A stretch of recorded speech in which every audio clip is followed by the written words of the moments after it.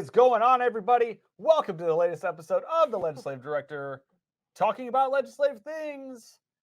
Back in the studio for the first time in a couple of weeks. Legislative Director Amber Marr, with her as always, not the Legislative Director, Jason Tomcsi.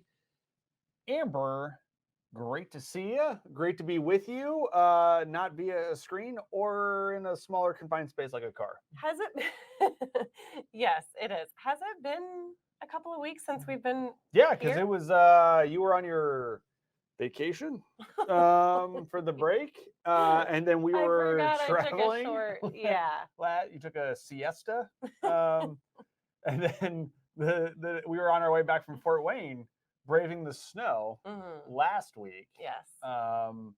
And then now we're back in studio. And we're having crazy thunderstorms today. Yeah, so it's dark outside. You can't see that, but we can. So hopefully it's, the weather's nicer where you are, or wherever you're watching this. Well, and I was just thinking I was going to use my phone for something, but don't forget we're also having an outage on cell phones today. So yeah, for those of you that are of certain cell phone companies, you are having some issues with connectivity. Yes. So the networks are down, which is not ideal, but we're going to work through it. It took me back a minute though. Yeah, to the days when we didn't have cell phones. It was a glorious few hours, wasn't it? You know what? I kept thinking, what if this lasts for a lot longer? I thought, how am I going to talk to my parents? I'll just drive there. That's what I thought to myself. Wow, because I would say you could find a payphone, but those don't exist anymore. I was trying to resort back to what we used to do. I was like, and we've gotten rid of all landline phones. Some people still have landlines. Yeah. I mean, my parents do, but I do not. So I was thinking, how will I communicate? Look, you could send a letter. I know you can hook it to Wi-Fi. I get this. I was just saying, in my head, I thought. Yeah. when you are connected all the time and you're suddenly not connected, it's a little bit jarring. It's also a little peaceful, maybe. Yeah. Look, unfortunately for me, my stuff was working fine. Yeah, that was weird. It was weird. You were like the only person, I think, in our office that has the same cell phone provider, and you had nothing wrong. I had no problems. Okay, well, this is, after the show is over, because people don't need to hear this. This is like an old, I want to say it was like a, Twilight Zone episode. I'll tell you about it. It's got aliens in it. It's got power outages. It's a fun thing. Okay. We'll talk about it afterwards. After this, I'm going to go listen to my And stay tuned to our science fiction podcast that's coming soon. I was just going to say, after this, I'm going to go listen to my cassette tapes. You know what? Not to derail us any further, but I do miss the occasional tape. The mixtape, lost art. When you used to record from the radio? From the radio, you had to record and the pause down.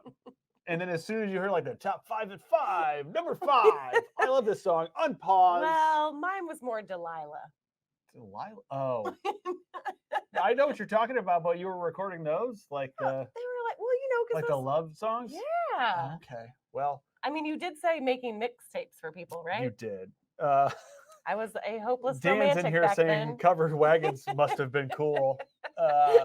So we're dating ourselves a little bit here, but you know what? I don't care. I don't either. I'm just shocked that you were like, Delilah? Come on. Everyone knows Delilah. Look, I knew who you were talking about. It was just not where I was going for my jams, if you know what I'm saying. If you were making mixtapes for people and you were a hopeless romantic, you'd be going there. Sorry about you. Fair point. All right. Anyway. Well, this is all. Now I know why my mixtapes never hit. Not enough Delilah. You weren't recording Delilah. I was. Okay. Anyway, All right. This week in the Indiana General Assembly, we've talked about a lot of these issues before. We're coming back to 2024. We're wrapped up here. Here we go. All right. So we're back. Indiana General Assembly. The end is nigh for this session, which is nutty, but it's not over yet. Let's talk about this week. What's going on? What did we talk about? What did we do? Let's chat. So let's start at the top of the week. We as you have heard us talk on several of our shows now on Senate Bill 142, which is the coverage for mobile integrated health services, where the services were going to be able to be covered by private insurance outside of a 911 call. Yep. Unfortunately, we were working with Chairman Carbaugh, and he just did not think that this was the year to do this. So we were disappointed, to say the very least. However, on Monday, he agreed to meet with all of the parties because, as you have also heard us talk about, the Insurance Institute sort of came out and said, no, we don't want this. So we all sat down in a room. We had Representative Baird, who was the co-sponsor of Senate Bill 142. We had Chairman Carbaugh from the Insurance Committee. We had the Insurance Institute. We had Chief Miller and Mayor Barton from the Crawfordsville Mobile Integrated Health Program. And then we had Nick. Friend of the show. Yes, Nick Green from Monticello with their Mobile Integrated Health Program. AARP and RJL Solutions. We all sat down to have a really good conversation, sort of what does this look like outside of legislation? Can we move some things forward or move the needle this summer or during the interim? And honestly, I felt like the conversation went really well. So just stay tuned on that. We're going to be keeping you updated on, what this might look like. Yep. So while Senate Bill 142 is not moving forward, and we are like, wah, wah, we are also a bit uplifted on what this might look like as we partner with the Insurance Institute and try to get some of these providers to cover some of these services that might even be broader than what this bill was. Maybe hopefully we'll get to go beyond just the original plan. And then up on the screen, as you can see, is that's the that's Representative Baird with the crews from Crawfordsville and Monticello. Yes. He took them onto the House floor and got their picture taken. Yeah. So it was a good conversation, good group. We're excited about the possibilities moving forward. Yes. Disappointed, like you said, that the legislation didn't move forward, but as we continue in the process, hope for good things ahead. Well, and also, I guess I should say, if nothing happens, we do have at least a verbal agreement from Chairman Carbaugh that he will specifically help us next session. So give it a go. We don't want that. We would much prefer to get something accomplished, even if it's not through legislation. We would hate to wait till 2025, but if we have to, we do have that agreement from Chairman Carbaugh that if there is no movement over the interim, he will absolutely look at something for 2025 with us. Perfect. Yeah. All right. What else? Okay. Senate Bill 52. We love Senate Bill 52. Yes. No, just kidding. We don't. Oh, I said yes. It's like I wasn't even listening to you. Yeah, it's fine. Yes, I don't hear you. I think sometimes I tune you out. That was not the time to be doing that. Okay. Well, I appreciate your honesty about tuning me out. Let's rewind. Start over. 52. We love that bill. We hate it. We hate it. We do. Okay. So Senate Bill 52, we do not like. This is the prohibition on dedicated lanes, and it was heard in House Roads and Transportation on Tuesday. We had a very long committee hearing. Chairman Pressel was very generous with his time, as was the committee, and staying there and listening to everything. So what happened was we started committee at 8:30. I think it went till after noon, around lunchtime. So we heard from folks that were on the support side of Senate Bill 52, and then we had a ton of opposition around Senate Bill 52. AARP did testify, along with many of our other community partners and citizens and writers and all of that good stuff. What happened at the end of the committee was Chairman Pressel had mentioned that there had been some amendments that were filed on it. Because it took so long, he's bringing it back next Tuesday for discussion around the amendments and to take a vote. So in the meantime, we are following back up with all of the committee members to try to see where they stand, if a certain amendment, would it change their mind on how they voted, et cetera. So we have a lot to do between now and next Tuesday when this bill is coming back in committee. Yeah. This, I guess, For those of you that are friends of the show or watch this regularly or listen to it regularly, encourage you to reach out to your representative and let them know that Senate Bill 52 kind of holds communities back from getting to do some things that they may want to do around their transportation systems. So we encourage you to reach out to your representative and tell them that we don't like Senate Bill 52 and pass that message along to Chairman Pressel and other members of the Transportation Committee. But yeah, and if we'll see what happens. We will see. Hopefully, I don't know. The best scenario would be that we can get it to be voted down. Well, we'll see. We'll see what we can do. Yes. And encourage you all to get involved. That is our message, though. We don't want any amendments. Well, we don't know. I mean, who knows what amendments are going to be filed beyond the ones that were in committee this past Tuesday. Regardless, we are saying to still vote no on Senate Bill 52. Yep. Quickly, funny point here about 52. I wasn't going to say anything. You weren't? I wasn't. Oh, Look at you self-reporting. I was waiting for you to say something. I was thinking about it, but I was like, if you want to see something funny. Oh, it's so great. If there's anything we can joke about around Senate Bill 52 is I testified and made it directly into the 2-minute warning. And you're seeing a picture of it on your screen now. For those of you that are listening, I encourage you to seek out this video. I had like a out-of-body experience where I made it right as the buzzer went off at 2 minutes, and I just didn't think anyone was watching me, and I got really excited, and I did a little dance on the. It was a little bit like at the podium. It was like a little half fist pump, kind of like nailed it. Awful.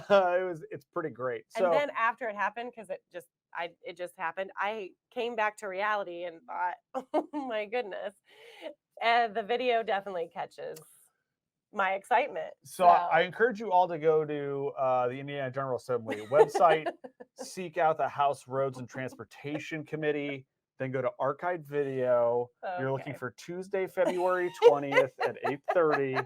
And then I think, let's look on the screen. It's just a little before. You want to look at around the 1:32 mark so you can get all of Amber's testimony. Stick through to the end. You will not be disappointed, I promise you. I don't know if that's really the right number, but because I think this is the end of it when we were watching. But I had to go back and check the video because I thought, anyway, I bet you it caught me. Oh, it definitely caught me. Totally did. I did not catch this in the room. I'm very disappointed in myself, but not disappointed that I got to see the video and that you brought it up on the show so I could talk about it. Well, I thought you were going to do it. So, well, anyway, there you go. If you need a good chuckle. It's great. I'm embarrassed. It's so great. But it's so me. It is so me. It's so great. Okay. Moving on. We were able to take a little bit of time out of our busy evenings and attend Hoosier Idol. That was fun. Last night. That was great. We had a wonderful time, and that was just a nice little reprieve. So for folks that may not know, Hoosier Idol is it's a fundraiser for Mental Health of America of Indiana. Yep. So important group, important cause. We've worked with them in some of that behavioral health space where we are right now, working on some things. The various caucuses have like singing acts or skits that they do. And then people vote on it and things of that nature. So it's a goofy, fun thing. People making fun of each other. It's a good time.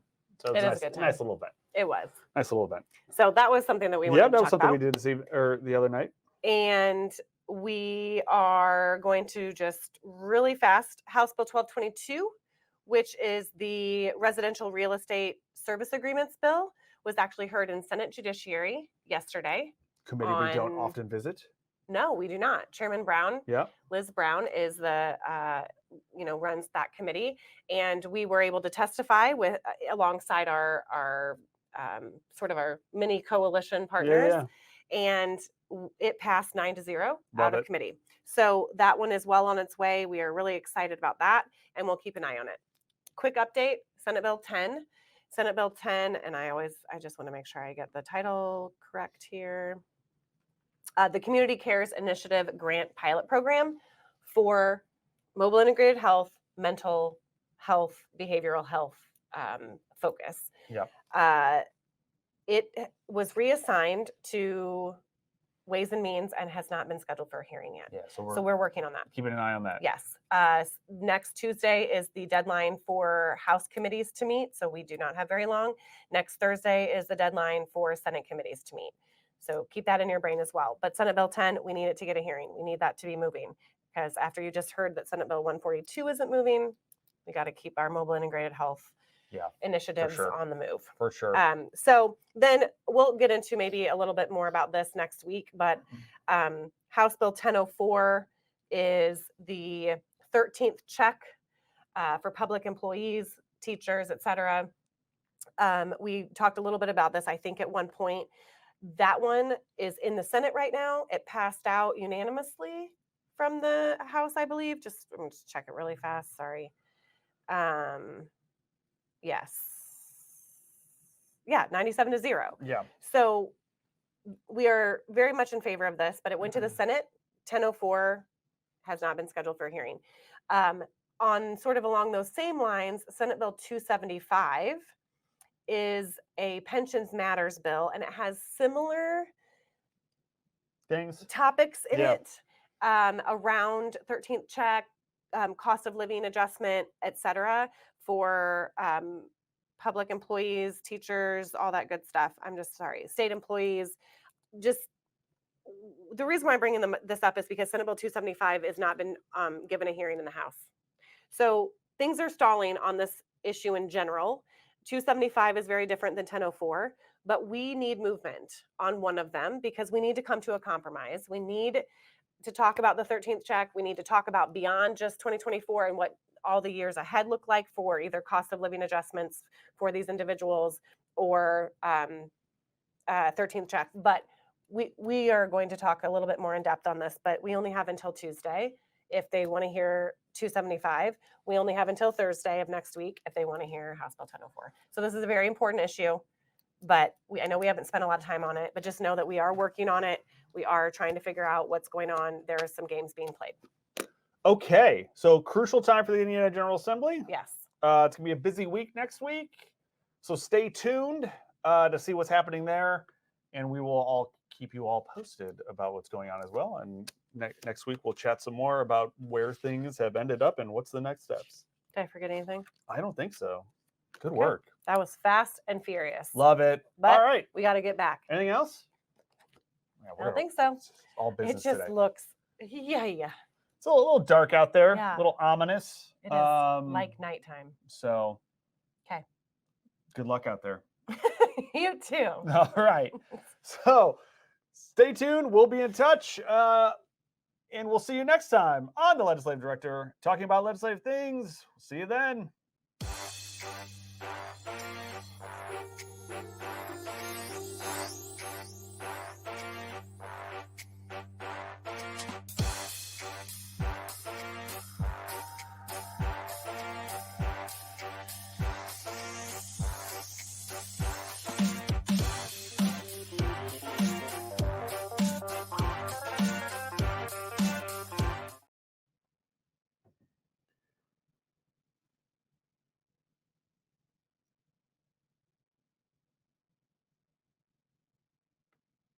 Yeah, you're good to end it, Dan.